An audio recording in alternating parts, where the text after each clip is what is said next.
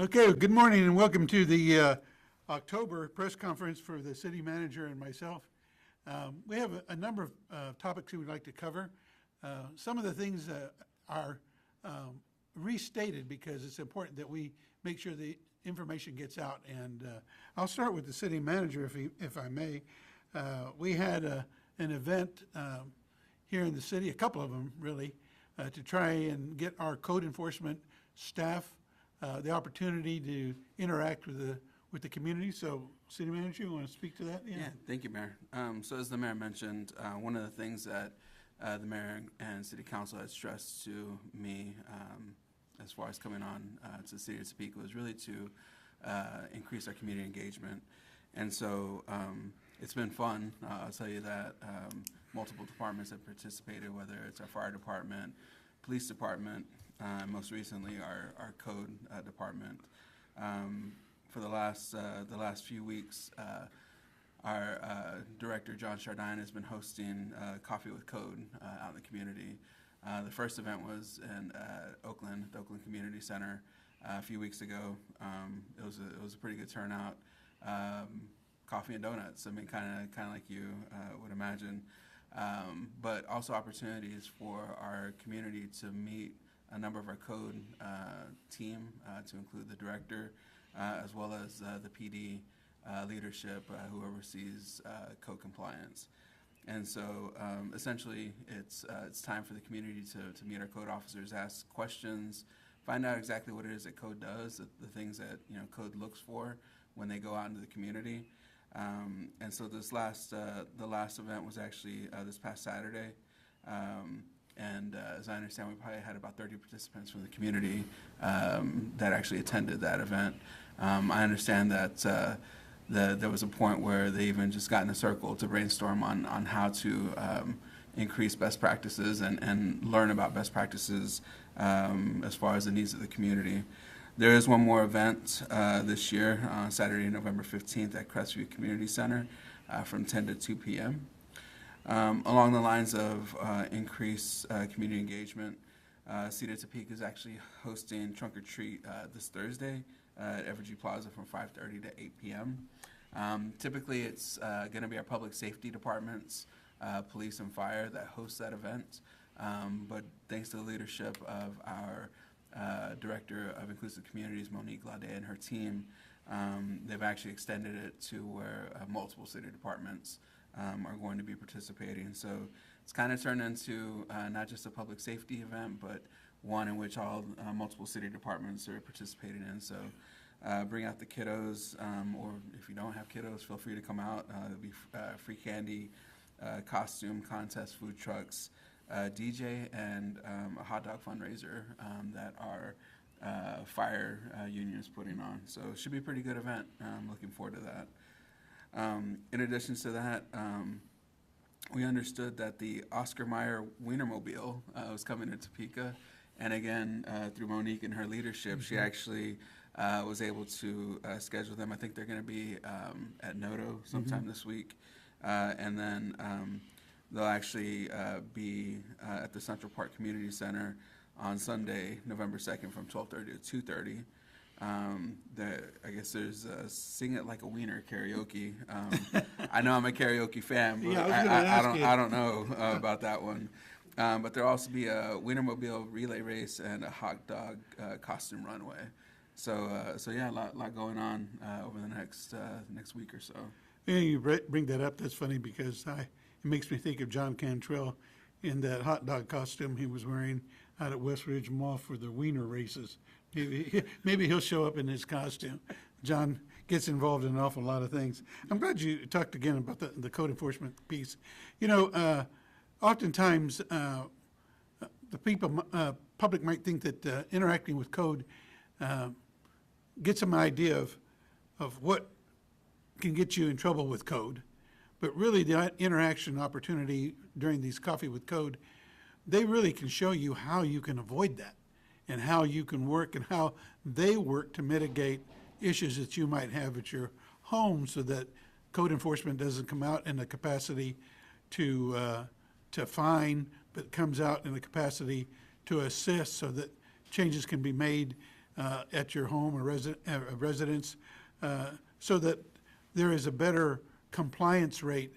And that's really what they're always going for, is compliance more than anything. So I'm glad that they're still having yet another one. John Chardine and his crew are really good at that, so I'm glad you brought that up. Along the lines of public interaction and communication, I've noticed there now that in the weekly report from Dan Garrett, who I go through his reports and take a look at them, they've renewed the public service announcements that aired on radio from the fire department and from the police department, which I think is a really good practice. We had them going there for a while, but now they've started up again. And the very first one, they're talking about both our public safety, and that regards to, school zones and crashes. If you saw the coverage the other day of that car almost going over the rail off I-70, I mean, speeding and paying attention to your driving habits is really important for the safety of the community. And so those public service announcements are very important. The other one that the fire department is talking about are space heaters, because we're coming into that time of year where a lot of people will supplement their furnaces with space heaters. And I can't say to how many times it's been the cause of a home fire, but make sure if you're using those, or you're using them in the proper way, that there's clearance, there aren't combustibles around the space heater. So tune in. I think it's the Cumulus radio station network that are airing these. So pay attention, because they're just reminders of how you can keep yourself and your family safe.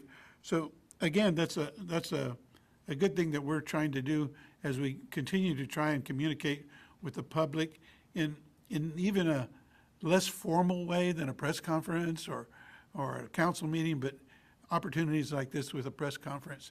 So I'm glad you brought that up. It's a good thing. The trunk or treat thing, that's going to be fun. I've watched that happen, and those lines are crazy with kids and adults bringing their kids down. It's a good place to have a safe celebration of the holiday, because for a lot of people that's a big deal, Halloween and all the candy.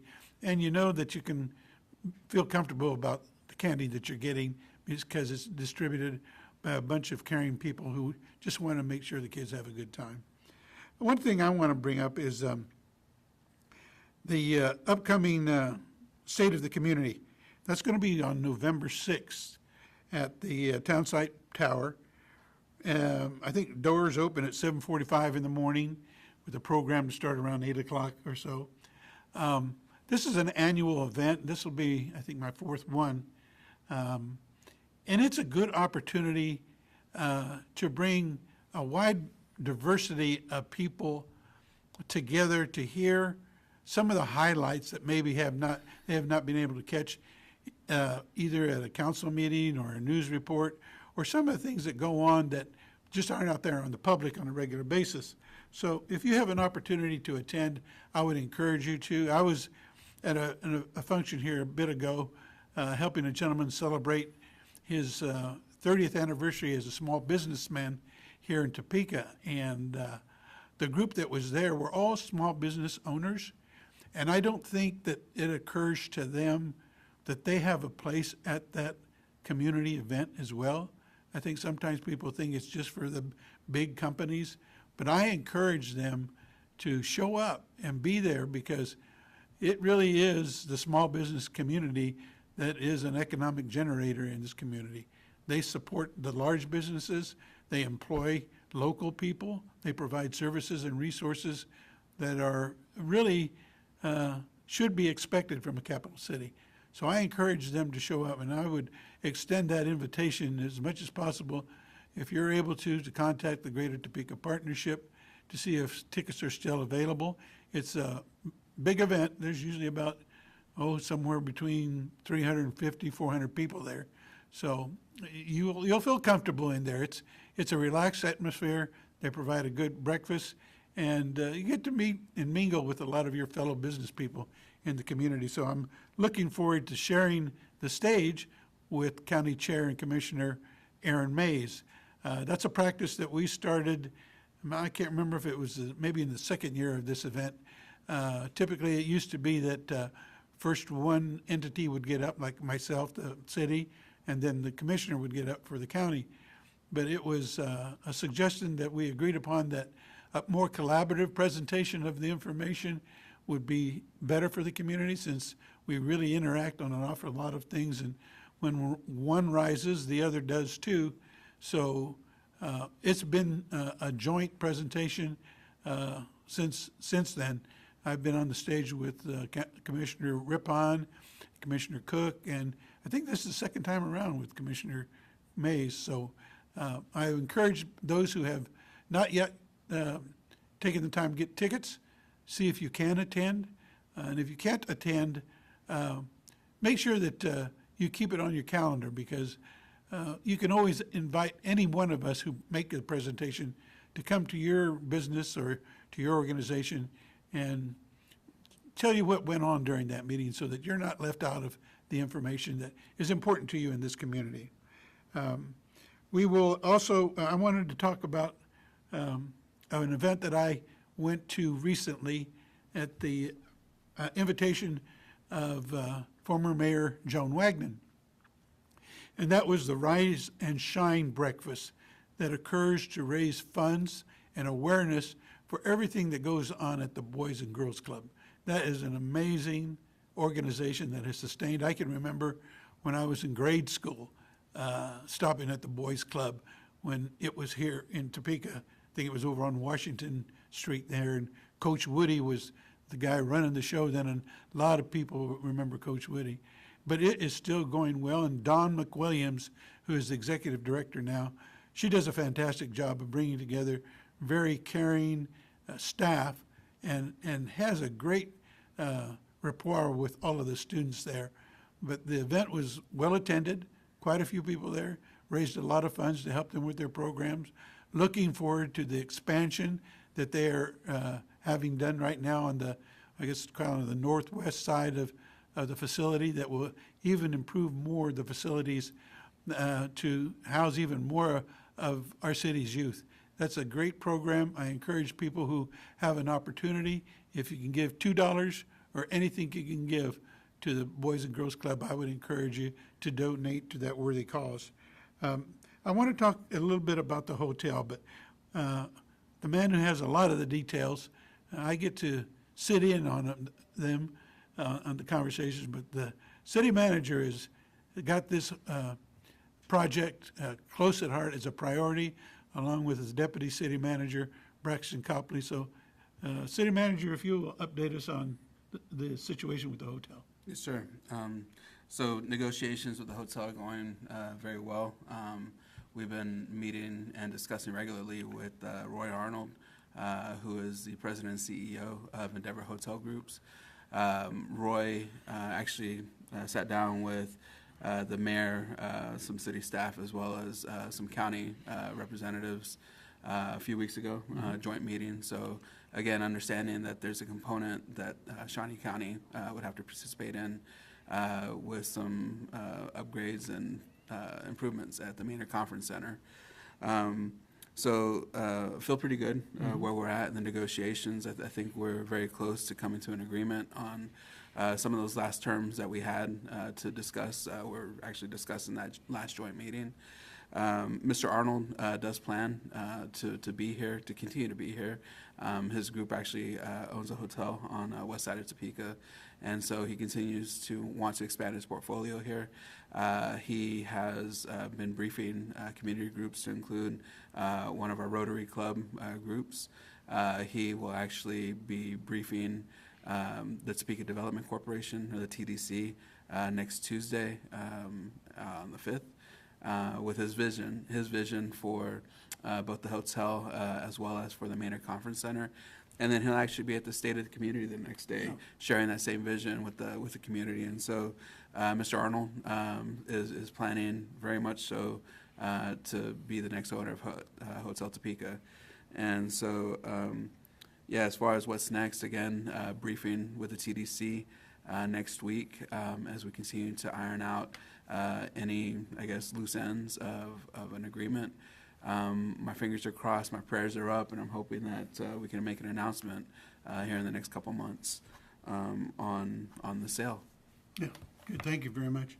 You know, it's important to note that this, all this attention about the hotel, whether you're on the one side or the other about whether it was a good idea or a bad idea, I think the governing body has always had the intent to make this a part of our continued growing economic base, to bring in more businesses, conferences, and people who will use the conference center at Manor and also stay at the hotel. While they're here, they'll visit restaurants and other shops that we have. So that generates tax dollars.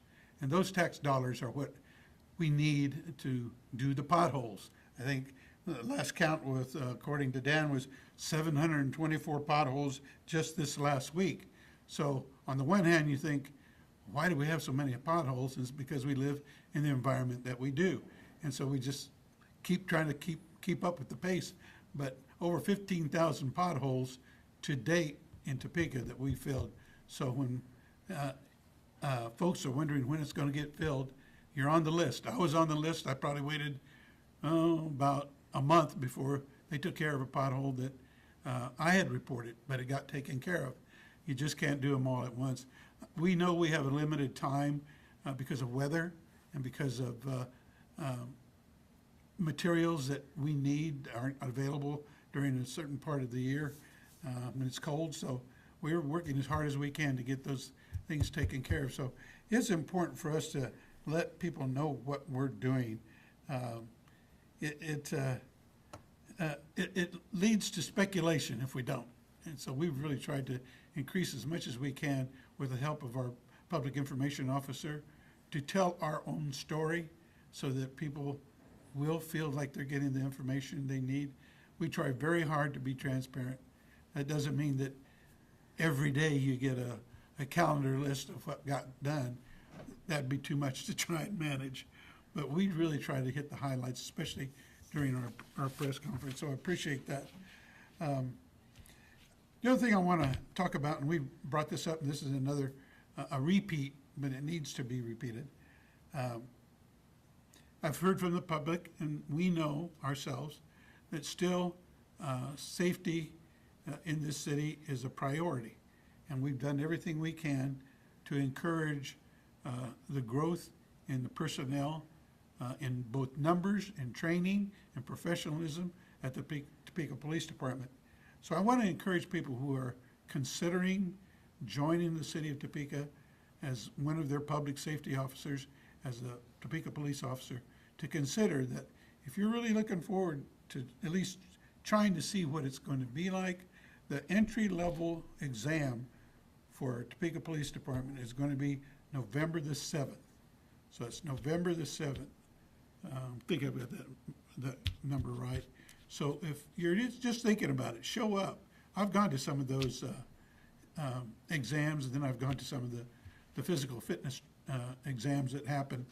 And sometimes people don't expect how strenuous it is, but they get an idea about it, and then they might come back the next time around when they're better prepared to take that physical exam and be prepared for the exam that they have to take. So entry level for Topeka police officers is going to be 11-7. And the fire department right now doesn't have one scheduled until I think after the first of the year, 2026. Mm-hmm. That's another public safety department that's essential. And we want to continue to keep good people there working to protect the city. And again, I encourage people who are considering being a firefighter for the Topeka Fire Department to prepare yourself. And I'm encouraged that they continue to do and support the Camp Courage, which really actively seeks female applicants for the fire service. And those numbers have grown. Being a lifelong resident of Topeka, I've seen those numbers grow in the firefighting service. I'm encouraged by that. If you ever had a chance to sit in on the orientation of those young girls, they get a surprise during that week of what's expected of them. And we've had young ladies who have gone through that academy and then became firefighters for the city. So it's a good effort. It's one that I would encourage us to support as much as we can. And then for my a comment too, again, I get back to the interaction with the community and how we get information out. Monique Glade, she does a great job of putting out the Community Connect e-blast. And that has all kinds of information specific to your area and to the city as a whole. So if you're interested in getting that e-blast connection, just get a hold of Monique at mglade@topeka.org, and she'll put you on the list and send it out to you on a regular basis. That way you keep informed. It's information that you probably won't see in the newspaper, you probably won't see on the news, because there's just so much there going on, especially at this time of year in Topeka. When autumn comes around, there are so many activities going on, it's hard to keep track of where you need to be or where you want to be. As a reminder, because of the elections, council meetings have been changed. The dates have been changed. We want to make sure the public knows that. So for those of us who do follow, or those of you who do follow the council meetings will be on November the 5th and November the 12th, which are Wednesdays. Typically our meetings are on Tuesdays, but we're moving them to Wednesdays. Same start time, 6 o'clock, but November the 5th and November the 12th will be our next two council meetings. So for those of you, if you tune in on Tuesday and wondering where we are, a lot of people are still out voting and stuff on November the 4th, so that's why we're moving it to the 5th. Okay, anything else you want to cover, City Manager? Yeah, thank you, Mayor. So a couple things. So for those of you who are interested in the Affordable Housing Trust Fund, there's been an Affordable Housing Trust Fund committee that's been meeting since, I believe it was May of this year. The committee, made up of community stakeholders as well as city staff, has been working on how we can actually implement or start using the $1.1 million that has been identified for the Affordable Housing Trust Fund. So the recommendations for the committee have been leaning more towards putting out requests for proposals to actually utilize those funds. We plan to brief the governing body here over the next 30 to 45 days as far as recommended steps forward. But again, we understand the importance of affordable housing to the community, and are again recommending ways to move that money forward. I know there'll be questions about sustainable funding source, which we can discuss. However, this first round of funding, we really want to seek proposals from the community on how we can use that. So again, we'll be briefing the governing body on those efforts here in the next 30 to 45 days. The other item that I did want to daylight is the City of Topeka has been made aware that SNAP benefits will not be provided in November, and that the USDA will not be covering those benefits. To that end, the United Way is hosting an emergency food pantry meeting tomorrow, in which housing staff and communications staff will be involved. I'll also be there as well, so that way we can brainstorm on how we can provide that support to the community.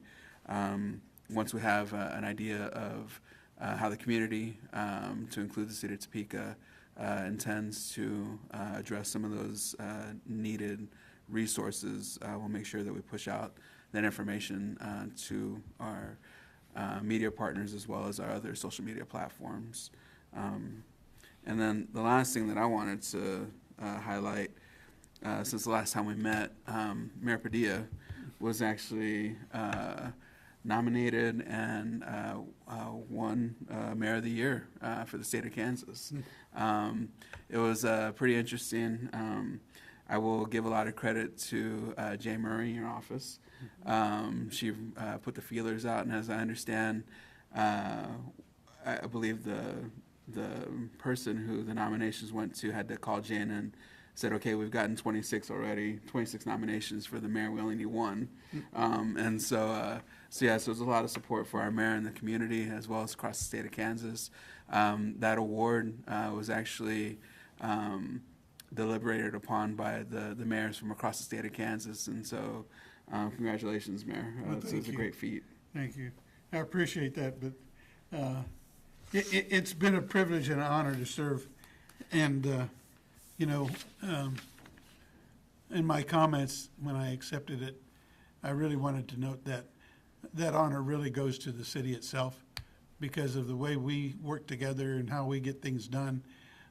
It makes the city a spotlight across the state. And so it's a way to recognize the work of everyone.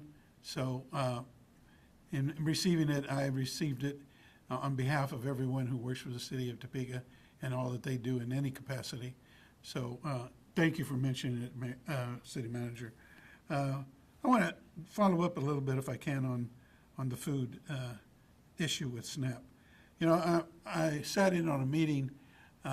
It's the Military Relations Commission or Committee with the Greater Topeka Partnership. And to my dismay,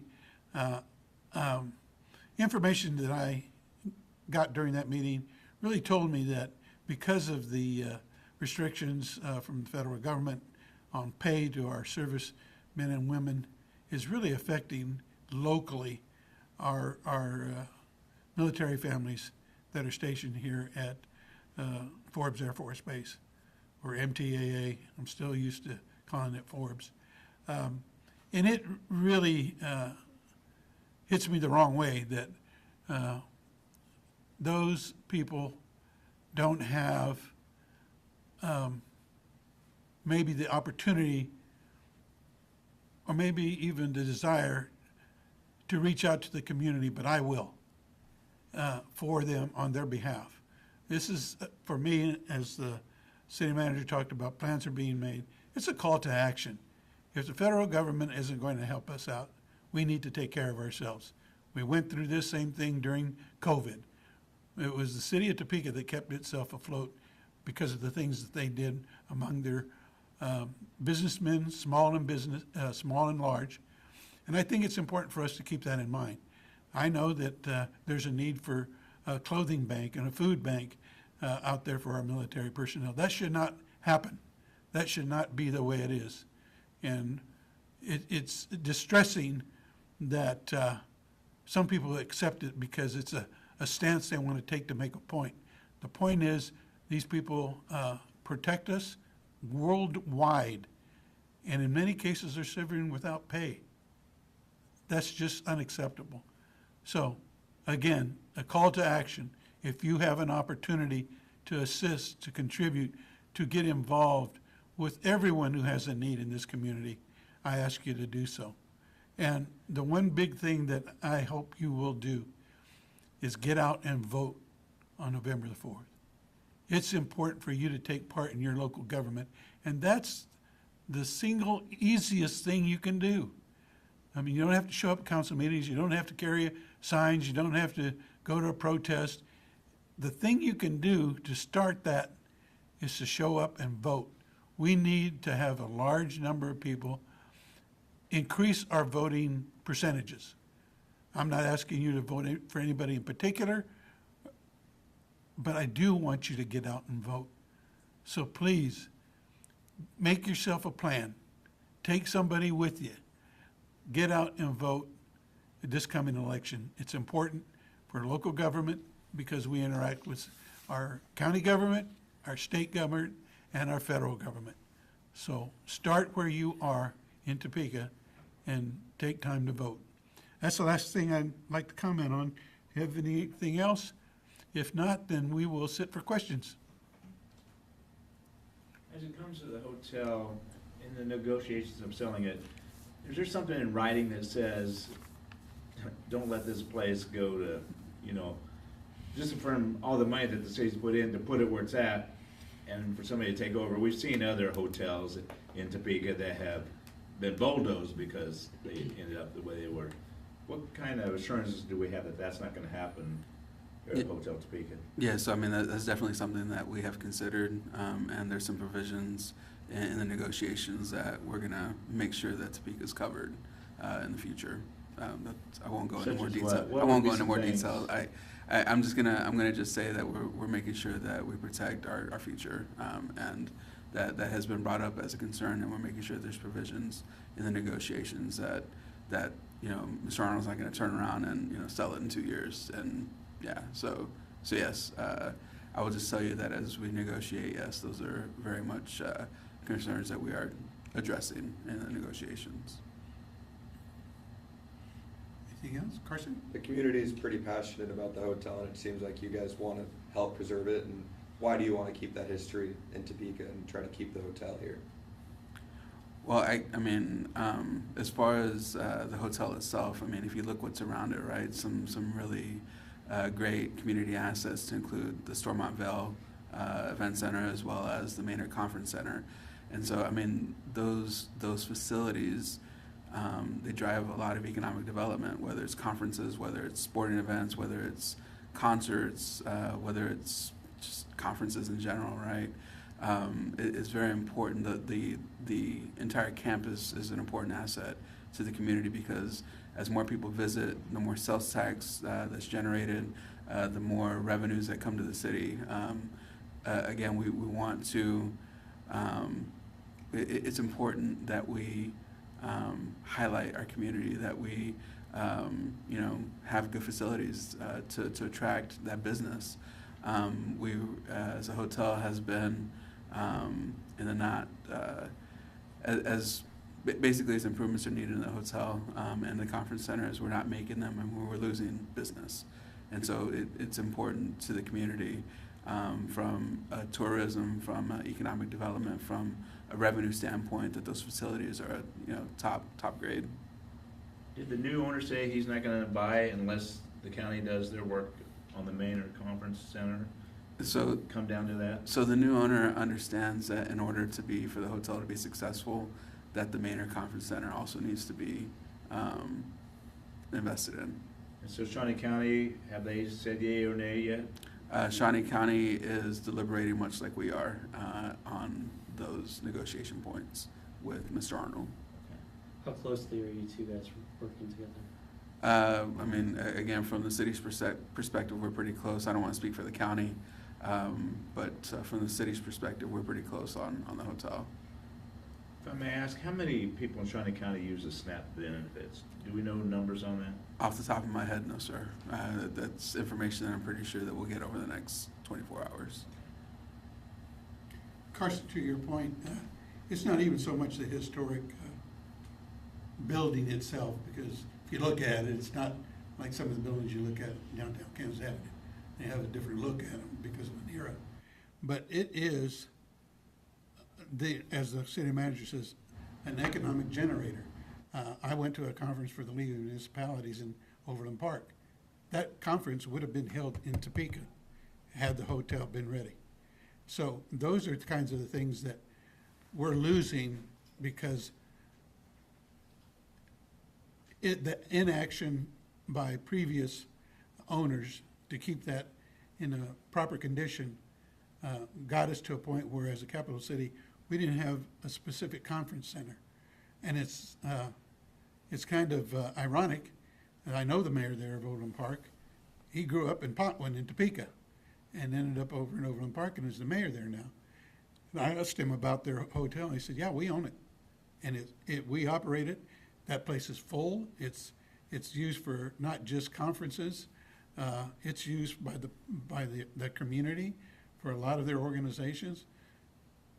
That's what we have or had in Topeka when we had good caretakers at the hotel. And that's what we have been always striving for, is to get that next positive, good caretaker and developer to not just let it be renewed, but to look down the road to see all the other possibilities that could happen on that property combined with the Stormont Vale Event Center. So it's not just historic, it's an economic generator that has to be maintained, cured, and supported. Okay, no other questions? I appreciate your attention, and thanks for being here. Have a great week. Thank y'all.